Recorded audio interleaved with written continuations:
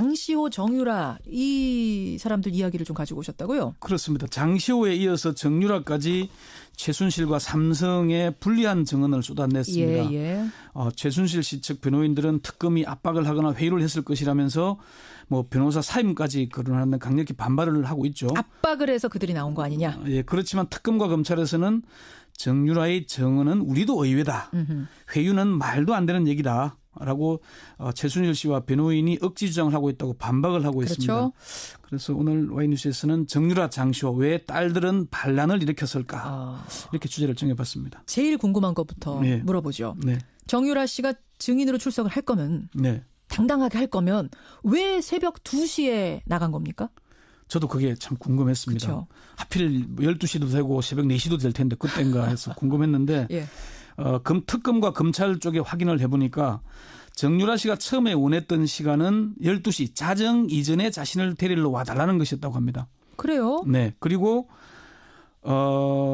차를 가지고 12시 이전에 이제 정유라 씨 집 근처로 갔는데 가긴 갔어요. 12시 전에. 갔는데 차를 가지고 가서 보니까 정유라 씨 집 근처에 취재진들이 진을 치고 있어서 취재진이 많아서 정유라 씨는 나오지도 못하고 특검 쪽에서도 차를 가지고 간 사람이 픽업을 하지 못하는 상황이었다라고 얘기를 했어요. 아하. 이 관계자는 이 특검 핵심 관계자는 취재진들이 빠진 상황이 새벽 2시였다. 예. 그래서 새벽 2시에 집을 나오면서도 예. 혹시라도 취재진들이 있거나 자신을 막는 사람들이 있을까 봐서 뛰어간 것이다. 이렇게 해명했습니다. 지금 이제 그 변호인 측이 공개한 CCTV 화면에 네. 정유라 씨가 막 뛰어가잖아요. 집에서 나와서. 그 장면이 바로 이 장면인 거군요. 그렇습니다. 예, 특검 차로 가는 그 장면. 그러니까 차량 있는 곳으로 뛰어가고 곧바로 차량 타고 이동을 하죠. 예. 두 번째로 궁금한 거. 네. 그러면 새벽 2시에 이제 특검 차를 탔습니다. 네. 특검이 마련해 놓은 차를. 그리고 나서 법정에 그 다음날 출두할 때까지 어디서 뭘 한 건가요? 이 부분에 대해서는 명쾌한 답변을 듣지를 못했습니다. 일부 평론가들은 특검이 마련해 준 호텔에 머물렀던 것 아니냐는 의혹을 제기하기도 합니다만은 예. 특검이나 정유라 씨 측 누구도 확인해 준 사실이 없다고 합니다. 이거는 왜 확인을 못 해주는 거죠? 특검의 핵심 관계자는 정유라 씨가 2시 이후에 어디 있었냐 저도 그렇게 물었더니 예. 특검에서는 그에 대해서 확인하지 않기로 했다. 왜요? 이 관계자는 정유라 씨의 증인 출석 문제는 정 씨가 주체고 특검은 조력을 하는 입장이다. 정유라 씨가 확인해 주지 않는 걸 특검에서 확인해 주는 건 옳지 않다. 이렇게 설명을 했습니다. 그러니까 정유라 씨가 주체적으로 능동적으로 나 나가겠소. 그런데 좀 도와주십시오. 이리 하니. 네. 라고 해서 우린 도와주는 입장인데 정유라 씨가 나 어디 있었는지 밝히고 싶지 않아 하는데 굳이 특검이 답할 이유 없다. 그렇죠. 그래서 정유라 씨가 어디 호텔을 갔건 아니면 다른 공간에 갔건 공개하지 않을 방침이라고 얘기했고요. 예. 특검에서는 다만 정유라 씨는 차량에 탑승한 이후 굉장히 임의롭고 자유롭고 예. 안전하고 안심되게 상황을 운영했다. 차량에서부터 여성이 동승했으며 아무런 불편이 없도록 했다. 이렇게 말을 했습니다. 특검 측에서 여성 직원이 나간 거군요. 네, 예, 여성 직원이. 자, 그럼 그다음 궁금한 거. 정유라 씨는 특검의 증인 출석 요구를 계속 거부해 왔는데 네. 어떻게 하다가 갑자기 그것도 능동적으로 본인의 변호사가 나가지 말라는 자리를 그걸 물리쳐가면서 몰래 새벽 2시에 나갔을까? 왜? 특검이나 검찰 모두 의외였다는 반응이었습니다. 검찰 측 핵심 관계자는 검찰에서는 정유라 씨가 이재용 부회장 재판에 증인으로 출석해서 검찰에서 증언한 내용을 그대로 증언해 주기를 기대했다. 그런데 저렇게 나가서 진술해 주리라고는 상상하지 못했다. 정말 의외였다. 이렇게 얘기를 했고요. 그러니까 검찰에선 증언을 이미 하긴 했죠. 나가서 조사 받았으니까. 근데 예. 그거를 이제 법정에 가서 하는 문제는 또 다른 문제인데 해줬으면 좋겠다 내심 생각은 했지만 진짜 할 거라고는 특검도 몰랐다는 거군요. 검찰 관계자에게 확인을 해보니까 예. 검찰에서는 뭐 이제 이게 그 정유라 씨가 특검 이재용 재판에 나가서 진술해 주기를 설득은 했다. 예. 얘기는 했다. 얘기할 수밖에 없는 상황이었다. 그렇죠. 그런데 뭐 이제 그 나가지 않겠다고 서류도 냈잖아요. 그럼요. 그런데 나가줬으니까 정말 의외였다는 것이었고요. 특검 관계자도 정 씨가 증언을 하기를 바라기는 했는데 예. 그렇게까지 증언을 하리라고는 상상하지 못했다. 상상도 우리도 못했다. 정말 의외였다 얘기를 했어요. 그럼 예. 왜 나갔을까요? 왜 정유라 씨는 혼자 그렇게 판단을 해서 독립적으로 움직였을까요? 거기에 대해서 특검이나 검찰 쪽의 얘기는 예. 정유라 씨는 그게 그냥 자연스러운 걸로 받아들이는 것 같았다. 그게 무슨 말인가요?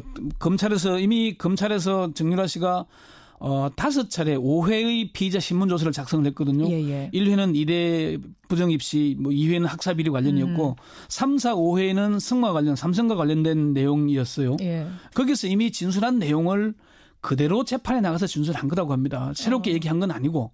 이미 검찰들 앞에서 한 얘기를 재판에서 한 번 더 한 거다. 피의자 신문조서를 작성했고 특히나 5회 신문조서 때는 영상 녹화까지 했다고 합니다. 그래요. 그리고 그 영상 녹화를 하거나 피의자 신문조서를 작성할 때 변호인들이 배석을 하고 있었고요. 그러니까 물론 압니다. 검찰에서 조사받을 때 얘기한 거를 한 것인 줄은 알지만 그거를 법정에 나가서 다시 한번 얘기를 하는 건 엄마한테 얼마나 해로운 일인지 알 거고 그래서 변호인들도 그래서 말린 거 아니에요. 근데 그 결심을 그럼 왜 하게 됐는가? 그러니까 설들이 분분해요. 뭐 아들을 지키려고 그랬을 것이다. 세 번째 구속영장을 피하려고 그랬을 것이다. 여러 가지 얘기들.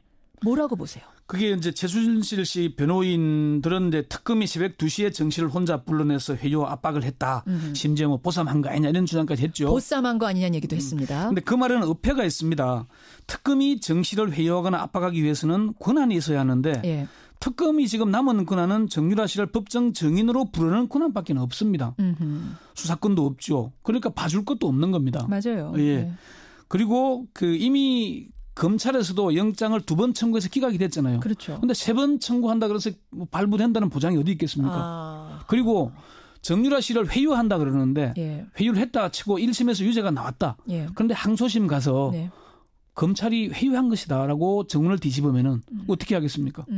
이게 아주 민감한 내용들입니다. 재판에 쉽게 얘기할 수 있는 게 아니에요. 변호인들은 그렇게 주장을 하지만은 이게 뒤집어지기 시작하면은 전체의 전국 판이 뒤집어질 수 있는 겁니다. 그걸 잘 아는 검찰이 특검이 회유 압박을 했을 리는 없단 말씀이시군요. 그러니까 법조계 일각에서는 검찰이 일종의 딜을 했을 가능성이 있을 것이라는 얘기까지 나오는 건 사실입니다. 그렇지만 국정농단 사건 하나하나가 아주 민감한데 조금이라도 잘못되면은 전체 재판에 영향을 미칠 수도 있지 않겠습니까? 그렇죠. 그러니까 그렇게 쉽게 볼 수는 없는 겁니다. 그래서 검찰 관계자는 그렇게 얘기를 합니다. 변호인들로서는 그렇게 주장할 수밖에 없을 것이다. 정유라 변호인. 예. 그런데 그 변호인들은 이미 검찰에서 진술할 때 다 듣고 보고 있었잖아요. 그런데 뒤늦게 와서 무슨 살모사니 배신이니 보쌈이니 얘기하는 것은 자기들로서는 그렇게 주장을 해야 할 수밖에 없지 않겠습니까? 할 말이 없으니까. 그러면 다시 원점으로 돌아와요. 그럼 압박도 아니고 회유도 아니고 그럼 정유라는 왜 나가야겠다는 생각을 스스로 혼자 하게 됐을까요? 어쨌건 그게 뭐 이제 검찰의 설득이 주요했는지는 모르겠는데 검찰이나 특검에서도 그거와 관련해서 시원하게 자연스럽게 얘기를 못 하는데 정유라와 장시호의 스타일 문제라고 얘기를 합니다. 스타일 문제. 뭐 좀 럭비공 같다는 얘기를 뭐 고영태나 노승일 씨가 하지 않았습니까? 노승일 씨가 했어요. 정유라는 럭비공이다. 그래서 돌아오기만 하면 한국으로 돌아오기만 하면 무슨 얘기를 할지 어디로 튈지 모른다는 얘기를 했어요. 이 자리에 나와서. 심지어 정유라 변호인도 그런 얘기를 했습니다. 정유라 씨는 남의 말을 안 듣는다. 남의 말도 안 듣고 변호인 말도 안 듣는다. 그러니까 이게 예측 불가능하기도 하고 그리고 직설적이고 자유분방하다는 거예요. 그렇군요. 자, 자연스럽게 오늘 Y로 이야기가 넘어왔습니다. 정유라 그리고 장시호. 왜 딸들은 반란을 일으켰을까? 지금 첫 번째 대답은 스타일이 비슷하다. 그런 스타일이다. 그러니까 그 검찰 관계자가 정유라는 한마디로 22살의 장시호라고 생각하면 된다. 말을 할 때 앞뒤를 재거나 없는 얘기를 지어내는 스타일이 아니고 직설적으로 말하는 스타일이다. 자유분방, 직설적, 거침이 없어요. 묻는 대로 그냥 얘기를 하는데 그게 100%의 사실인지 여부는 모르지만은 묻는 대로 있는 그대로 그냥 말을 한다는 겁니다. 그럼 지난번에 이제 공항에서 막 들어올 때 기자들한테 막 거침없이 얘기했잖아요. 그게 다 변호사하고 짜고 외워서 온 거 아니냐 했는데 그것도 아닐 수 있겠네요. 그러니까 변호사는 이렇게 얘기하면은 너가 최순실 재판에 어떤 영향을 미치고 당신한테도 어떤 영향을 미친다고 다 얘기를 했는데 정유라는 그렇게 얘기하건 말건 자기 하고 싶은 얘기를 한다는 거죠. 그런 스타일이다. 두 번째는요. 우리는 우리의 인생을 살겠다는 태도가 아니냐. 검찰과 특검에서 장시호 씨와 정유라 씨를 조사해본 관계자들의 분석인데 최순실 씨와는 전혀 다른 스타일이라고 합니다. 검찰의 한 핵심 관계자는 정유라와 장시호의 스타일은 결은 다르지만 둘의 공통점은 딸들의 반란이다. 그렇죠. 우리는 엄마의 길을 안 가겠다는 것이다. 우리는 우리의 인생을 살겠다는 것이다.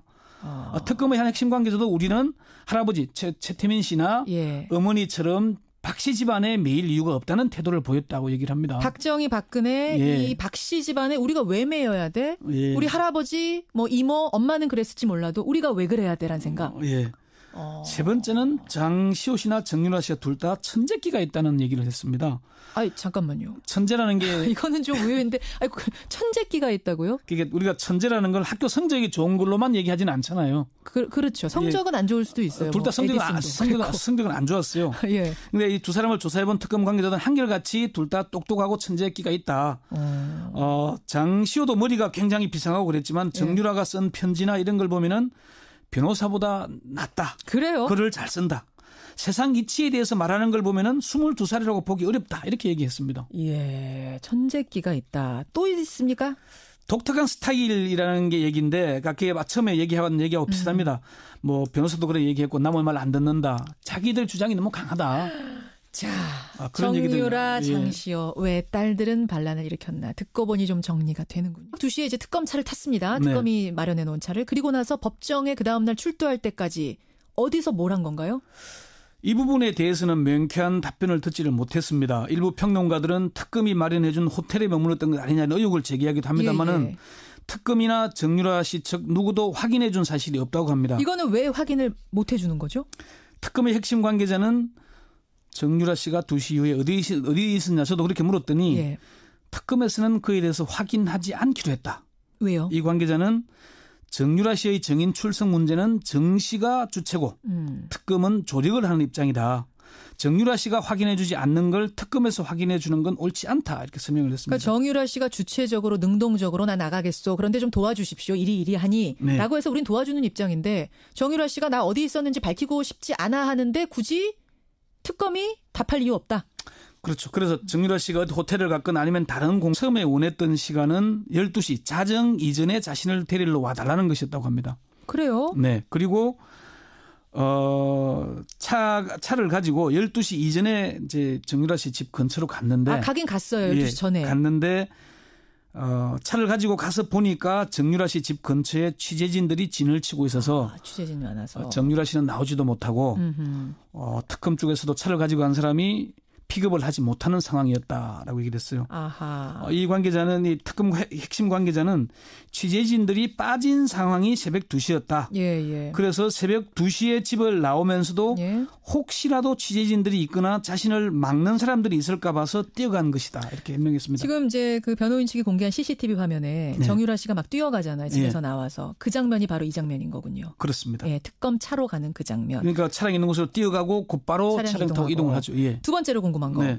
그러면 새벽 근데 그거를 이제 법정에 가서 하는 문제는 또 다른 문제인데 해줬으면 좋겠다 내심 생각은 했지만 진짜 할 거라고는 특검도 몰랐다는 거군요. 검찰 관계자에게 확인을 해보니까 검찰에서는 뭐 이제 이게 그 정유라 씨가 특검 이재용 재판에 나가서 진술해주기를 설득은 했다, 얘기는 했다, 얘기할 수밖에 없는 상황이었다. 그렇죠. 그런데 뭐 이제 그 나가지 않겠다고 서류도 냈잖아요. 그럼요. 그런데 나가줬으니까 정말 의외였다는 것이었고요. 특검 관계자도 정 씨가 증언을 하기를 바라기는 했는데 그렇게까지 증언을 하리라고는 상상하지 못했다. 상상도 우리도 못했다. 정말 의외였다 얘기를 했어요. 그럼 왜 나갔을까요? 왜 정유라 씨는 혼자 그렇게 판단을 해서 독립적으로 움직였을까요? 거기에 대해서 특검이나 검찰 쪽의 얘기는 정유라 씨는 그게 그냥 자연스러운 걸로 받아들이는 것 같았다. 그게 무슨 말인가요? 검찰에서 이미 장시호, 정유라 이 사람들 이야기를 좀 가지고 오셨다고요? 그렇습니다. 장시호에 이어서 정유라까지 최순실과 삼성에 불리한 증언을 쏟아냈습니다. 최순실 씨 측 변호인들은 특검이 압박을 하거나 회유를 했을 것이라면서 뭐 변호사 사임까지 거론하는 강력히 반발을 하고 있죠. 압박을 해서 그들이 나온 거 아니냐? 그렇지만 특검과 검찰에서는 정유라의 증언은 우리도 의외다. 회유는 말도 안 되는 얘기다. 라고 최순실 씨와 변호인이 억지 주장을 하고 있다고 반박을 하고 있습니다. 그래서 오늘 와이뉴스에서는 정유라, 장시호 왜 딸들은 반란을 일으켰을까 이렇게 주제를 정해봤습니다. 제일 궁금한 것부터 물어보죠. 정유라 씨가 증인으로 출석을 할 거면 당당하게 할 거면 왜 새벽 2시에 나간 겁니까? 저도 그게 참 궁금했습니다. 그쵸. 하필 12시도 되고 새벽 4시도 될 텐데 그때인가 해서 궁금했는데 특검과 검찰 쪽에 확인을 해보니까 정유라 씨가 중간에 갔건 공개하지 않을 방침이라고 얘기를 했고요. 특검에서는 다만 정유라 씨는 차량에 탑승한 이후 굉장히 임의롭고 자유롭고 안전하고 안심되게 상황을 운영했다. 차량에서부터 여성이 동승했으며 아무런 불편이 없도록 했다. 이렇게 말을 했습니다. 특검 측에서 여성 직원이 나간 거군요. 네, 여성 직원이. 자, 그럼 그다음 궁금한 거. 정유라 씨는 특검의 증인 출석 요구를 계속 거부해 왔는데 어떻게 하다가 갑자기 그것도 능동적으로 본인의 변호사가 나가지 말라는 자리를 그걸 물리쳐가면서 몰래 새벽 2시에 나갔을까? 왜? 특검이나 검찰 모두 의외였다는 반응이었습니다. 검찰 측 핵심 관계자는 검찰에서는 정유라 씨가 이재용 부회장 재판에 증인으로 출석해서 검찰에서 증언한 내용을 그대로 증언해 주기를 기대했다. 그런데 저렇게 나가서 진술해 주리라고는 상상하지 못했다. 정말 의외였다 이렇게 얘기를 했고요. 그러니까 검찰에선 증언을 이미 하긴 했죠. 나가서 조사받았으니까.